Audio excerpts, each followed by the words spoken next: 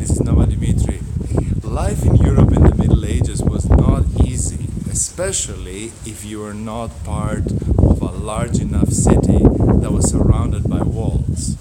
If you were unlucky enough not to live with the protection of a big wall all around the city where you lived, at any moment you can be robbed or killed or have people invade you, rape you, take everything you have.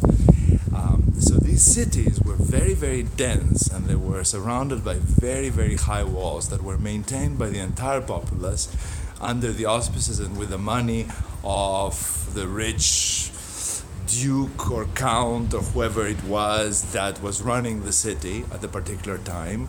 And if it was a little bit actually like Monty Python, like in the Monty Python movies, where there was a wall, there were doors. Everyone who was lucky lived inside. If you lived outside, good luck to you, especially after nightfall when the city's wall closed, because anybody could come and get you.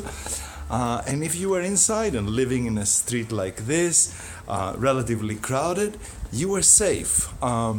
People don't know that in the relationship of the citizens, of the people that lived in this kind of buildings, and the wall was really, really important once. The people really loved the wall, and the wall around the city was kind of like a person.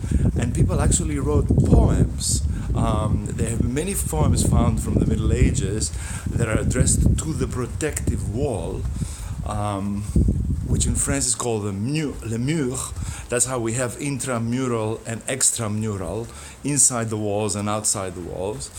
And people actually wrote poems that said, "Dear wall, thank you so much for being there, you protect us," and all that. In many ways, the city wall was even more important than the walls of your own house.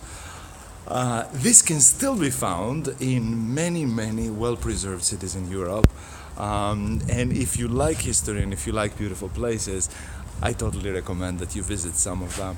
I'm in one of them right now, and it's very beautiful. Noma Dimitri from the walled cities of Europe.